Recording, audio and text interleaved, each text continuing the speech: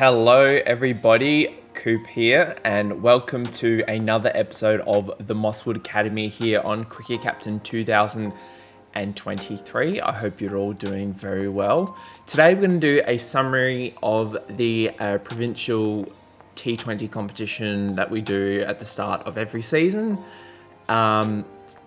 We did very well again as we were playing mostly Division 2 sides once again. And considering that we were a lot better than we were at this point of time last season, I think we were a 2.5 star side last season. We're now currently ranked as a 5-star side. The results kind of ugly. And it was a lot of good fun. We'll check out the table. We did win the whole thing once again. We won fairly comfortably. There wasn't exactly a close game in sight.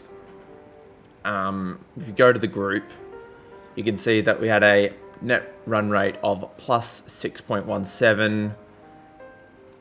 Yeah, it was brutal. We didn't actually play any of the Group A sides apart from in the finals, the knockout stages. But yeah, it was brutal, as I said. So we did win. We'll go over the results now. The first match, we batted first. We posted 4 for 250 with...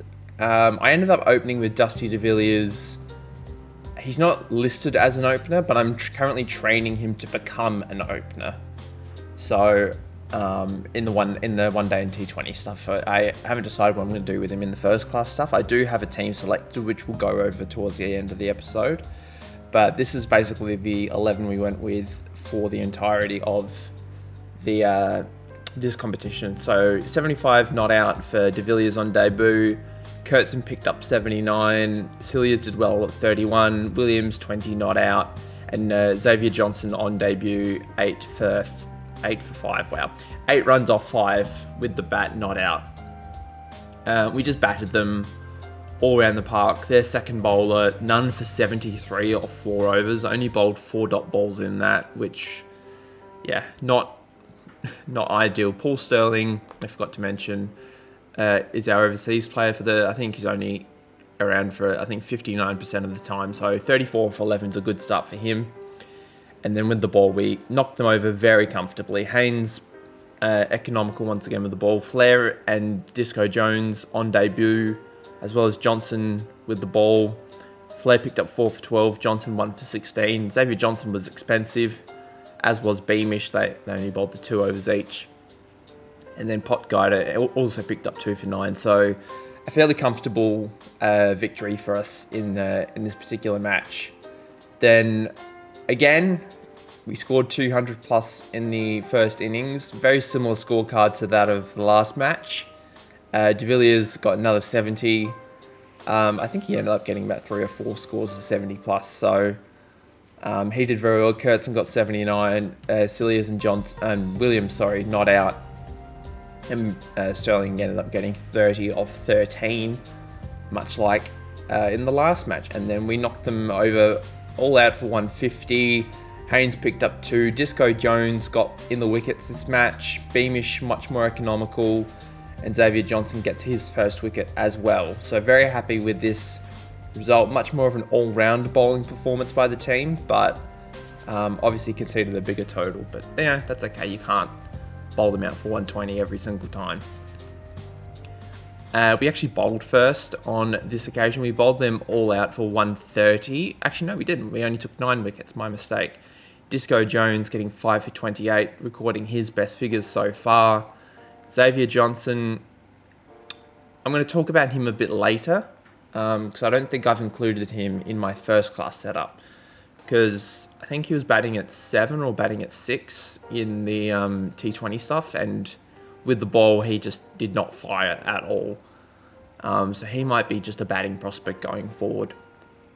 Beamish and Cilliers were good with the ball with spin.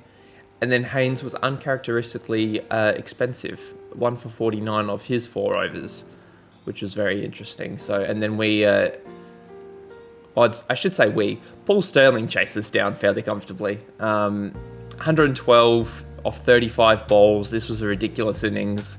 Thoroughly enjoyed playing this one. We chased it down in 9 overs. Ridiculous innings by Sterling. And then Cilia's finished not out once again. But this was a fun one. I did really enjoy this one. Semi-final time against Mpumalanga, I believe that's how you say it. We batted first. Sterling gets another 100.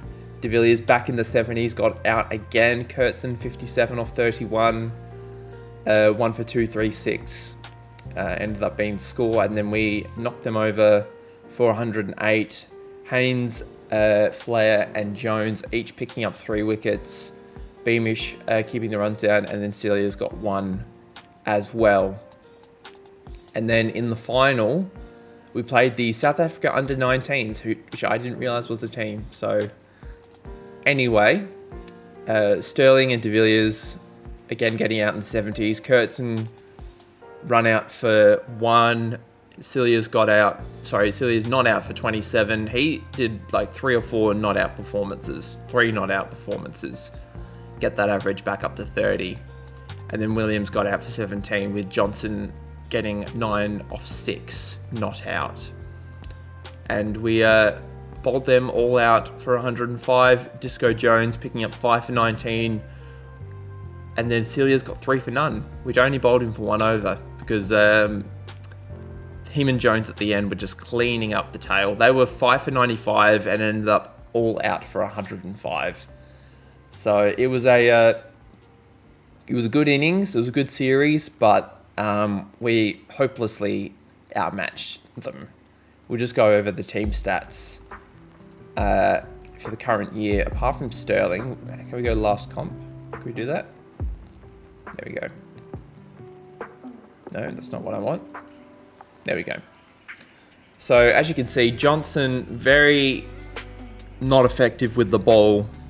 Kind of expensive compared to everybody else, and only picked up 1 wicket from his 12 overs bowled, and only batted twice. Didn't get out, but wasn't really required with the bat, because we got some heavy hitters at the top of the order. Kurtzen, De Villiers, and Sterling was fantastic with the bat. Celia's and Williams were okay. Williams only batted a handful of times, and Celia's remained not out a whole bunch of times. And then with the ball, Beamish was the worst of our mainline bowlers. And then Haynes, Flair, and Disco Jones. Disco Jones was incredible. Averaging 6 with the ball, striking.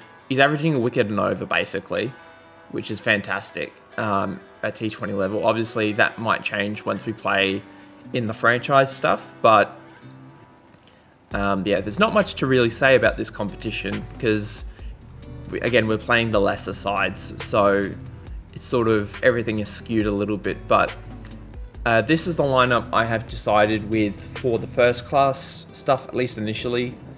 We're going to bat De Villiers at 5. I'm still training him as a 1-day and T20 opener, but we'll probably play him as a middle order player. And then I've moved Celia's down to bat at 6 instead of 5, just to take the pressure off him so he can focus a little bit more on his bowling. But, he's still definitely a capable batsman. Potgieter is basically just a fielder in the T20 series. Didn't bat at all and only bowled once, sorry. So yeah, he was basically just a fielder, just fielding at 7. But he did his job, just was out there doing stuff. In terms of the second 11, Johnson, I've sent him to the second 11 just to regain a bit of form. He's actually in good batting form, so we might bring him in for Potgieter at one stage just to bat him at 7 and just see what he can do. But everybody else, Malangu, he's not one I'm seriously considering. He's in 5-star form but hasn't scored 100, which just goes to show that his quality isn't exactly fantastic. So anyway, I believe his contract's up at the rest of the season, at the end of the season, I should say. Cam, he's going to be our reserve opener. And then we've got Dave Apriya, from Sri Lanka. He's our reserve player, our reserve overseas player. So when Sterling goes on international duty, he'll come in and probably open.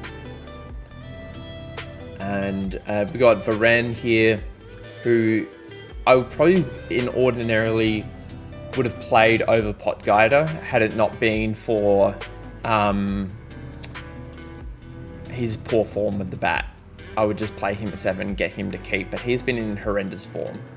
So I'm hoping that will change over a period of time, and then once he's in decent form again for the first class stuff, I'll take the gloves off De Villiers and then Varane can keep. That's probably what I'm going to do. And then the bowlers, they've been fantastic, so there's no real reason to change that around. So we've got 4, I believe it's 4, oopsie daisy. We've got 4 first class matches. We've only got 2 first class matches, and then we've got the one day. Geez, the one day cup is long this year. Is it normally that long? No, it's only 7 games. I just must have miscounted. We've only got the 2 4-day matches, and then we've got the 1-day stuff, and then we've got a lot more 4-day stuff towards the back end of the season this time around. So, and then we've obviously got the franchise cricket in the middle there. So, I'm going to play the 2. I might, instead of coming back after 2 first-class matches, I might just play the first-class matches and the 1-day matches, and then come back at the end of the 1-day matches, instead of just coming back after 2 matches, because there won't exactly be a lot to go over, because we're only going to be playing 2 games, so that seems a little bit silly in this case. So we're going to do that, I think, instead of the usual format is coming over at the end of each format. In terms of training, Williams is at aggression training. Kurtzen is just at 1-day accumulator. De Villiers is at 1-day opener, as discussed. Paul Sterling's at general technique. Second and Varane are at fielding practice, or keeping practice, I should say. Cilliers is at general technique. Xavier Johnson's at general technique for batting, and then the bowlers are at bowling general technique as well. And then the physio, De Villiers has got physio and Beamish has got physio. So that's I think that's going to do it for today. A little bit of a shorter episode. As I said, the provincial competition isn't the most exciting competition to go over, just purely because the quality of opposition isn't too great. So I hope you enjoyed your high-scoring games, but I'm going to come back after a little bit longer portion of the season. So I think we come back in...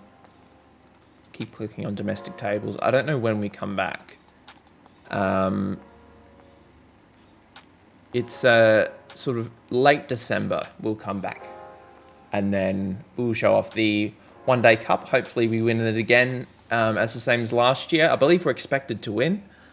So hopefully that is the case. But until next time, guys, I hope you enjoyed the video. Have a lovely day. And I will see you next time. Bye.